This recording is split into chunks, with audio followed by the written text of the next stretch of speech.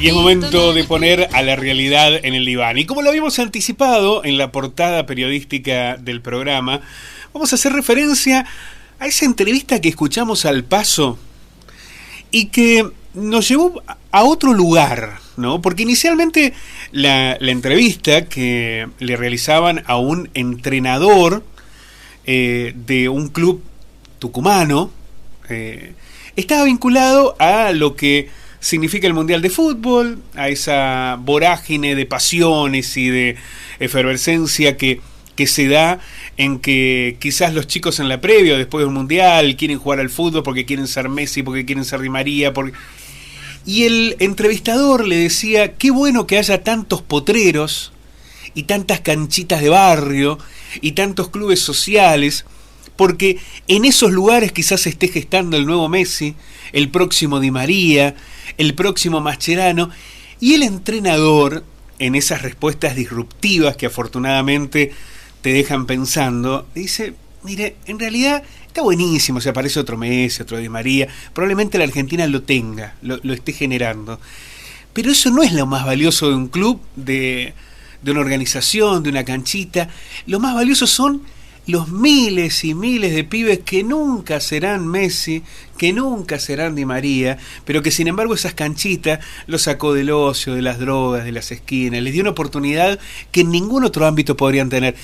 Y es en esos miles de chicos que tenemos que pensar, no en el que se va a convertir en el próximo Messi o Di María. El entrevistador después se quiso justificar y demás, pero me encantó esa definición para plantearla en el debate, en esta realidad en el diván, y para eso sumamos a la licenciada Yanina Moreno Zamanillo. ¿Cómo le va, señora? Muy bien, Pablo, ¿cómo estamos? Muy bien. Vio que a veces el sentido común y sobre todo el sentido de pertenencia que algunas personas tienen sobre sus entornos y sobre lo que desarrollan, nos puede dar algunas respuestas entre tanto individualismo y egoísmo o búsqueda de exitismo en el que estamos, ¿no?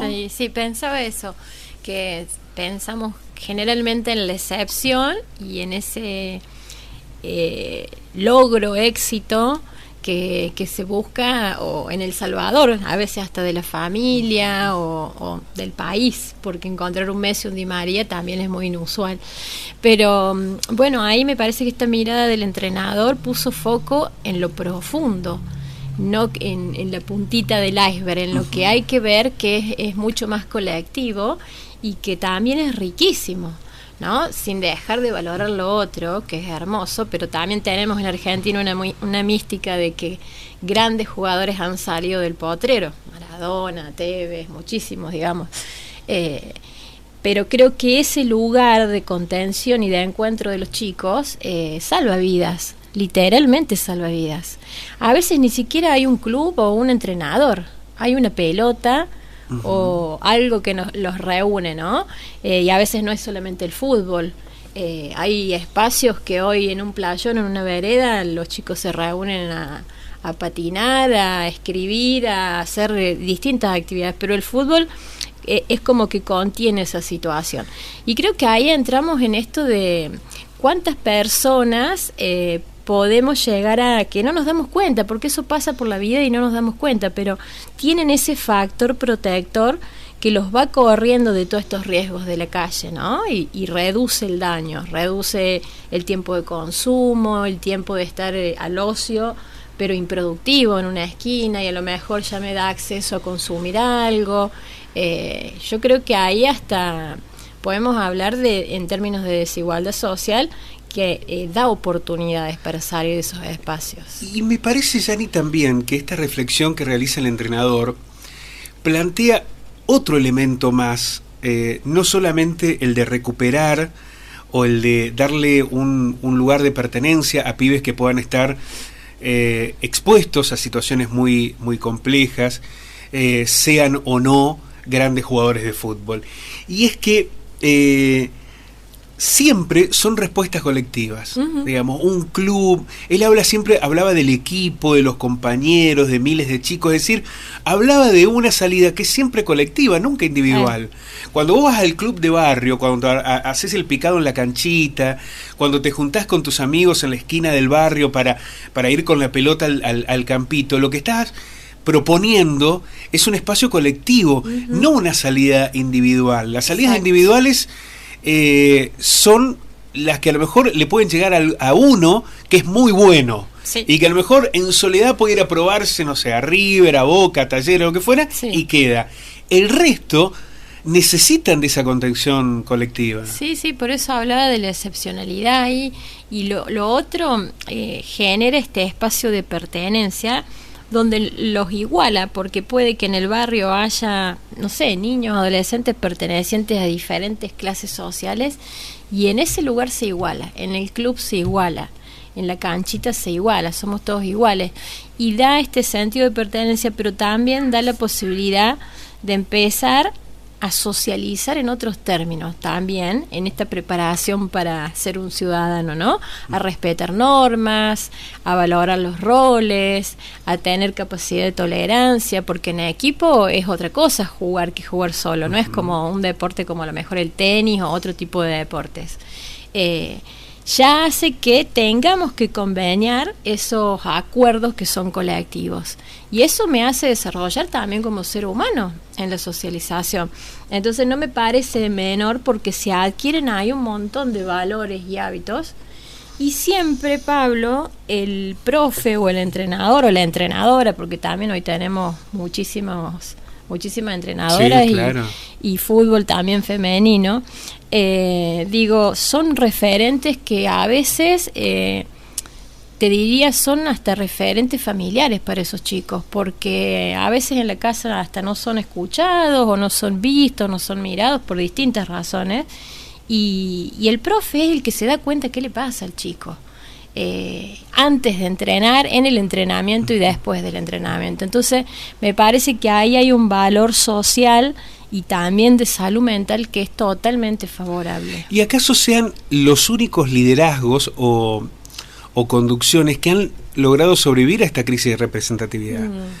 Porque esa cercanía, es el estar día a día, el conocer cómo te llamás, dónde vivís, quiénes son tus viejos, quién es tu mejor amigo, a lo mejor esas lógicas han permitido que subsistan esos liderazgos a pesar de que hoy hay una crisis de representatividad tan fuerte donde se discute todo, absolutamente todo, al sindicalista, al vecinalista, al político.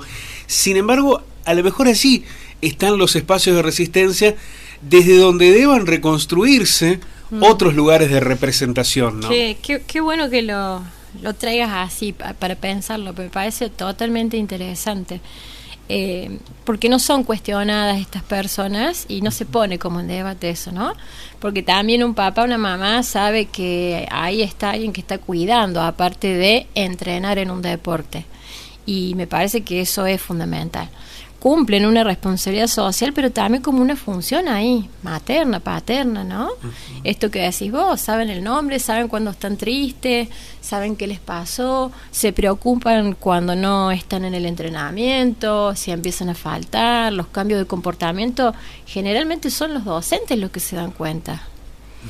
Y es el primer espacio de territorialidad, porque demandamos mucho que haya un reconocimiento del Estado hacia esos espacios, porque lo que ha habido, sobre todo en sociedades o ciudades tan desiguales, hay una necesidad de advertir e interpretar mejor determinadas conductas. A veces cuando hablamos o de la violencia o de la segregación y demás, bueno, hay que ir al lugar y entender en qué contexto se están dando todas esas vidas.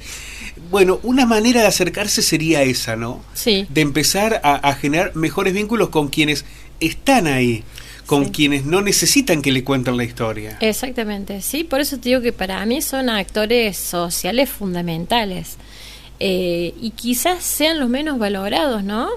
Y en términos de los que hacen territorio, son los que le ponen más el cuerpo. Bueno, había una propuesta que para mí fue muy interesante y que lamentablemente no se generó, pero que debería impulsarse, que es la de... en algún momento se planteó, no recuerdo exactamente quiénes, si fue alguna organización feminista o surgió del Consejo, que era de que las cocineras o las las mujeres que estaban a cargo de los comedores comunitarios recibieran algún tipo de beneficio económico.